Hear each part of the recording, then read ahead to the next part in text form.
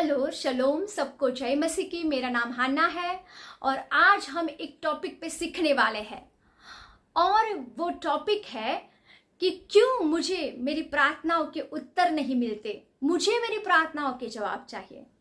होता है ना, कितने लोगों के मन में ये सवाल कहीं ना कहीं तो आया ही होगा और मैंने कितने क्रिश्चियंस और बिलीवर्स के मुंह से ये सुना है कि हमें हमारी प्रार्थनाओं के जवाब नहीं मिलते, हमें हमारी प्रार्थनाओं के जवाब चाहिए। तो चलिए आज इस टॉपिक पर हम सब मिलकर सीखते हैं प्रभु के वचन में से, बाइबल में से, कि बाइबल क्या बताती है इसके बारे में। तो चलिए हम यशाया नबी की किताब को निकालते हैं। उसके 59 चैप्टर में वर्स 1 और 2 में, सुनो, यहोवा का हाथ ऐसा छोटा नहीं हो गया है कि उद्धार न कर सके, न वह ऐसा बहरा हो गया है कि सुन न सके, परंतु तुम्हारे अधर्म के कामों ने तुमको तुम्हारे परमेश्वर से अलग कर दिया है और तुम्हारे पापों के कारण उसका मुंह तुमसे ऐसा छिपा है वह नहीं सुनता। वचन ये बताता है कि परमेश्वर का हाथ छोटा नहीं हो गया है, ना परमेश्वर बहरा हो गया है कि वो हमारी बातों को सुन ना सके। लेकिन मैंने कितने लोगों के मुंह से ये सुना है कि क्या परमेश्वर बहरा हो गया है कि हमारी प्रार्थना उनको सुनाई नहीं देती, परमेश्वर का हाथ छोटा हो गया है, क्या वो हमारी हेल्प नहीं कर सकते, या परमेश्वर अंधे हो गए हैं, उनको हमारी प्रॉब्लम्स दिखाई नहीं देते। नहीं मेरे प्रियो, ना परमेश्वर बहरा हो गया है, ना परमेश्वर के हाथ उतने छोटे हो गए हैं। पर जैसे वचन बताता है, दूसरे वर्ष में ये लिखा है कि हमारे और परमेश्वर के बीच में हमारे अधर्म के काम, हमारे पाप आ गए हैं। तो अब सवाल ये है कि इस पाप को कैसे दूर किया जाए। इस अधर्म की दीवार को, ये पाप की दीवार जो हमारे और परमेश्वर के बीच में आ गई है, जो हमारी प्रार्थना को रोके रखे है, तो उस दीवार को हम कैसे गिराए। तो आइए प्रभु का वचन क्या बताता है वो हम देखते हैं। 1 यूहन्ना और उसके 1 चैप्टर की 7 वर्ष में ये लिखा है, उसके पुत्र यीशु का लहू हमें सब पापों से शुद्ध करता है। किसका लहू? यीशु का लहू। यीशु का लहू हमें सब पापों से शुद्ध करता है। रोमन की पत्री में लिखा है, रोमन 10:9 में लिखा है कि यदि तू अपने मुंह से यीशु को प्रभु जानकर अंगीकार करे और अपने मन से विश्वास करे कि परमेश्वर ने उसे मरे हुओं में से जिलाया, तो तू निश्चय उद्धार पाएगा। लिखा है, अगर तू अपने मुंह से यीशु को अपना प्रभु ग्रहण करते हो तो तुम उद्धार पाओगे। जब हम यीशु के बलिदान पर विश्वास करते हैं कि उन्होंने हमारे लिए अपना बलिदान दिया है, हमारे पापों के लिए वो सूली पर चढ़ गए हैं और हमारे पापों के लिए उन्होंने लहू बहाया है, तब हमारे पाप माफ होते हैं और वो अधर्म की दीवार गिर जाती है। क्योंकि यीशु ही एक रास्ता है। वचन बताता है कि यीशु ही एक रास्ता है। यीशु ही एक रास्ता है मेरे प्रियो, उसके अलावा कोई दूसरा रास्ता नहीं है। क्योंकि लोग मानते हैं कि परमेश्वर के तक जाने के बहुत रास्ते हैं, माफी पाने के भी बहुत रास्ते हैं, लेकिन प्रभु के वचन के अनुसार प्रभु की इच्छा ये है कि हम यीशु के द्वारा ही उनके पास जाए। Jesus is the only way. पिता के पास जाने का रास्ता सिर्फ यीशु ही है और यीशु के द्वारा ही हमें पापों की माफी मिल सकती है। तो जब हम यीशु के द्वारा पापों की माफी को पाते हैं, तब हम उद्धार पाते हैं और हमारे और परमेश्वर के बीच में जो पाप की दीवार है वो गिर जाती है और परमेश्वर हमारे सामने देखते हैं। क्योंकि मेरे प्रियो, परमेश्वर पाप को नहीं देख सकता। परमेश्वर भला परमेश्वर है, परमेश्वर बहुत कृपालु है, पर परमेश्वर न्यायी भी है। उसके आगे पाप टिक नहीं सकता। और उसकी वजह से जब अधर्म के काम होते हैं हमारे साथ तो उसका मुंह मुड़ जाता है। लेकिन जैसे ही हम यीशु में उद्धार पाते हैं, जब हम परमेश्वर के पास जाते हैं, तो परमेश्वर हम में हमको नहीं लेकिन मसीह को देखते हैं, प्रभु यीशु को देखते हैं और हमारी प्रार्थना सुनाई दी जाती है। तो चलिए आगे वचन क्या बताता है, वचन क्या सिखाता है हमें, हम देखते हैं। हम निकालते हैं मैथ्यू की बुक, उसका 6 चैप्टर और 33 वर्स। उसमें लिखा है, पहले आप उसके राज्य को और उसके धर्म की खोज करो तो ये सब वस्तुएं आपको मिलेगी। क्या लिखा है यहाँ? सबसे पहले हमें परमेश्वर के राज्य की खोज करनी है और उसके धार्मिकता की खोज करनी है। लेकिन हम क्या करते हैं? हम प्रभु की खोज नहीं करते, क्योंकि हमें नौकरी चाहिए, हमें चंगाई चाहिए, हमें घर चाहिए, हमें कार चाहिए, हमें सब कुछ चाहिए। हम वो वस्तुओं के पीछे पड़ जाते हैं और जो वस्तुएं हमें चाहिए इसके लिए हम खुदा को खोजते हैं, ना कि हम परमेश्वर को परमेश्वर है इसीलिए ढूंढते हैं। पर परमेश्वर का वचन ये बताता है, पहले तुम उसके राज्य को और उसकी धार्मिकता को खोजो।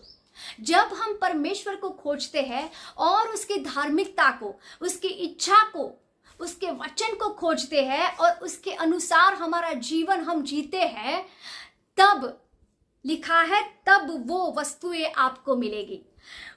इसके आगे के वर्ष में आप पढ़ेंगे तो लिखा है, आप खाने पीने की चिंता मत करो क्योंकि आपके स्वर्गीय पिता को वो पता है। आपको किस किस बातों की जरूरियात है वो आपके पिता को पता है, आपके स्वर्गीय पिता को सब कुछ पता है। पर यीशु यहाँ ये सिखाते हैं, सबसे पहले तुम प्रभु के राज्य की और उसकी धार्मिकता की खोज करो तो सभी वस्तुएं आपको मिलेगी। तो हमें सबसे पहले परमेश्वर को ढूंढना है, ना कि वस्तुओं को। हाँ, हमें ब्लेसिंग्स के लिए प्रभु के पास जाना ही चाहिए क्योंकि प्रभु ही हमें सब कुछ देते हैं, पर उससे पहले हमें प्रभु को खोजना चाहिए जिसने हमें बनाया है, जिसकी वजह से हमें उद्धार मिलता है। तभी हमारी प्रार्थनाएं सुनाई देती है।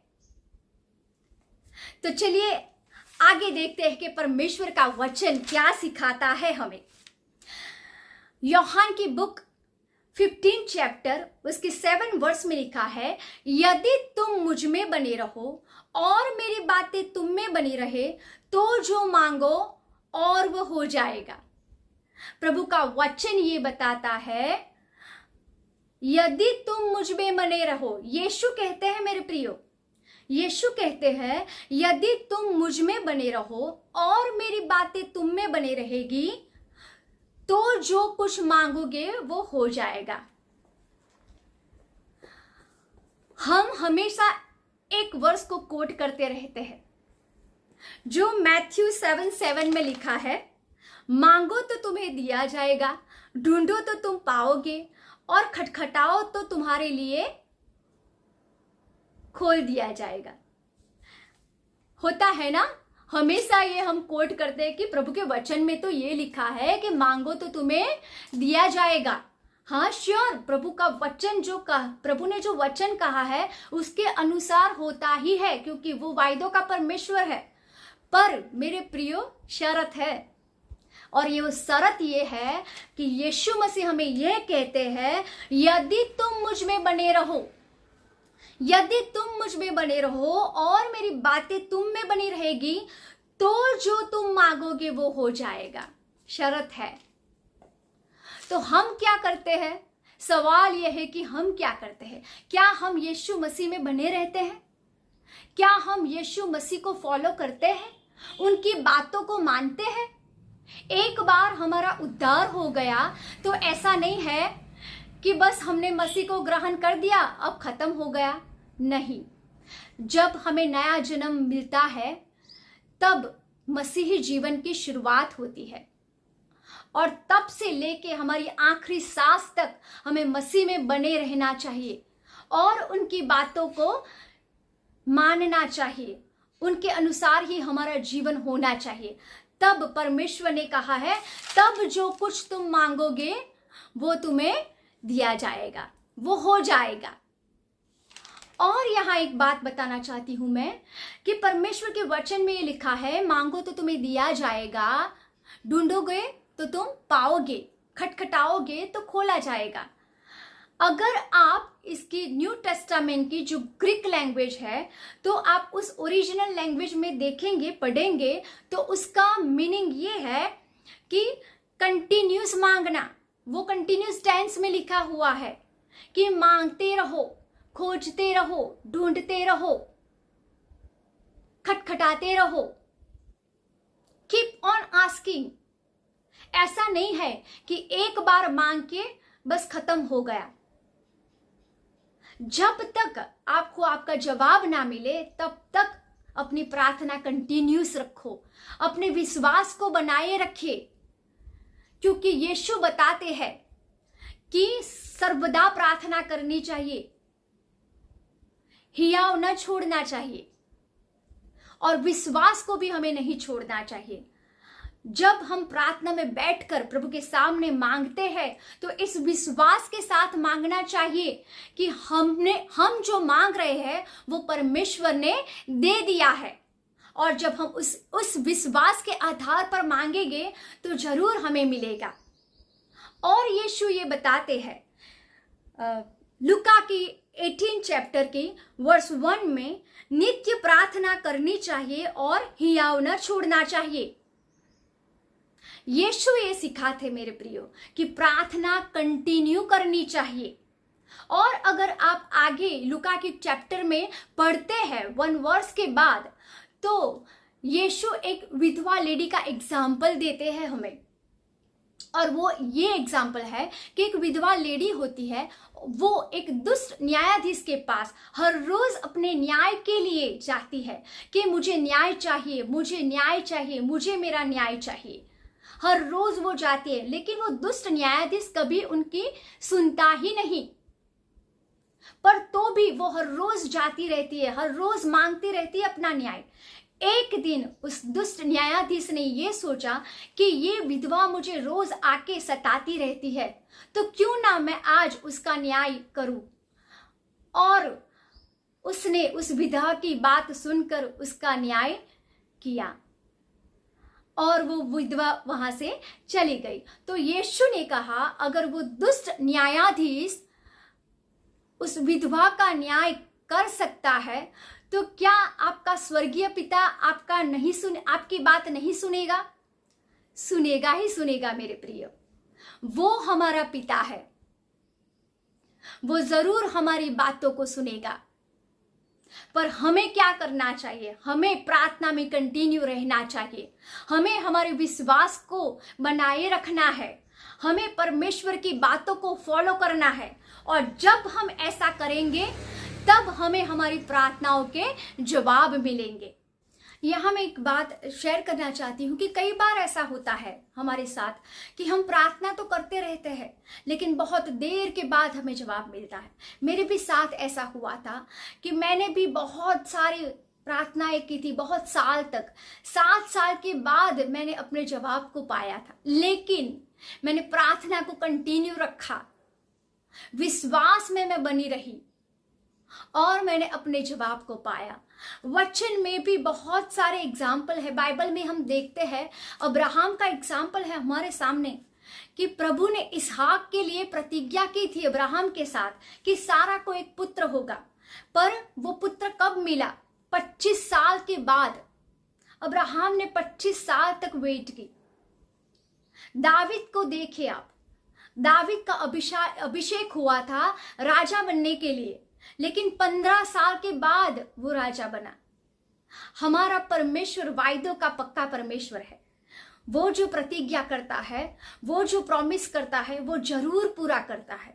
लेकिन हमारा काम क्या है? हमारा काम ये है कि हमें विश्वास में बने रहना है और अपनी प्रार्थनाओं को, जैसे यीशु ने कहा कि तुम मुझ में बने रहो और मेरी बातें तुम में बने रहे, और प्रार्थना कंटिन्यू रखो, विश्वास में बने रहो, तो जो तुम मांगोगे वो हो जाएगा।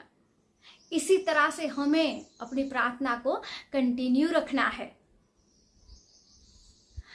कई बार ऐसा होता है, मैं ये बात आपको एनकरेजमेंट के लिए कहती हूं, कि हम सब कुछ करते हैं, परमेश्वर पर विश्वास करते हैं, नया जन्म हमने पाया है, प्रभु की आज्ञा को फॉलो करते हैं, सब कुछ वचन के अनुसार करते हैं, लेकिन फिर भी कई बार हमें उत्तर नहीं मिलता। क्यों नहीं मिलता हमें उत्तर? मेरे प्रियो, हमारा परमेश्वर भला परमेश्वर है। वो हमसे ज्यादा जानता है कि हमारे लिए क्या सही है और क्या गलत है। वो जो कुछ करेगा ना, वो हमारे लिए सबसे बेस्ट ही करेगा। हम फ्यूचर को नहीं देख सकते, लेकिन परमेश्वर फ्यूचर को देख सकता है। और चलिए प्रभु का वचन इस बारे में क्या कहता है, चलिए हम पढ़ते हैं। रोमन की पत्री चैप्टर 8 और वर्स 28 में क्या लिखा है। हम जानते हैं कि जो लोग परमेश्वर से प्रेम रखते हैं, उनके लिए सब बातें मिलकर भलाई को उत्पन्न करती है, अर्थात उन्हों के लिए जो उसकी इच्छा के अनुसार बुलाए गए हैं। यहां लिखा है जो परमेश्वर से प्रेम करते हैं और उसके पर्पस के लिए बुलाए गए हैं, उसके लाइफ में कुछ भी होता है, अगर प्रार्थनाएं ना भी सुनी जाए तो भी जो कुछ भी होता है वो सभी मिलके उसके लिए भलाई को ही पैदा करती है। तो मेरे प्रियो, अगर आपकी प्रार्थना ना सुनाई दे तो आप हताश मत होइए, आप निराश मत होइए, क्योंकि प्रभु आपके साथ है। हमारा जिंदा खुदा आपके साथ है। वो जो कुछ आपकी लाइफ में करेगा वो सबसे बेस्ट ही करेगा। तो चलिए आगे के वचन में देखते हैं कि वचन क्या सिखाता है हमें। एक वचन में ऐसा लिखा है, याकूब की पत्री 4th चैप्टर और 3rd वर्स में ये लिखा है, तुम मांगते तो हो पर पाते नहीं, इसलिए कि बुरी इच्छा से मांगते हो ताकि अपने भोग विलास में उड़ा दो। क्यों नहीं मिलता हमें? इसीलिए कि लिखा है तुम मांगते तो हो लेकिन तुम्हें मिलता नहीं, इसीलिए क्योंकि तुम अपने भोग विलास के लिए मांगते हो, अपने सेल्फिश डिजायर्स के लिए मांगते हो। कितने लोगों के जीवन में मैंने देखा है कि प्रार्थना की तो बहुत लंबी लिस्ट होती है उनकी लाइफ में, लेकिन परमेश्वर उनकी लाइफ में कहीं दिखाई नहीं देता। उनकी किसी भी लाइफ के एरिया में परमेश्वर नहीं होता और वो चाहते हैं कि परमेश्वर उनकी प्रार्थनाओं का उत्तर दे। पर वचन में क्या लिखा है कि तुम बुरी इच्छाओं के लिए मांगते हो और इसलिए परमेश्वर उनकी प्रार्थनाएं सुनता नहीं है।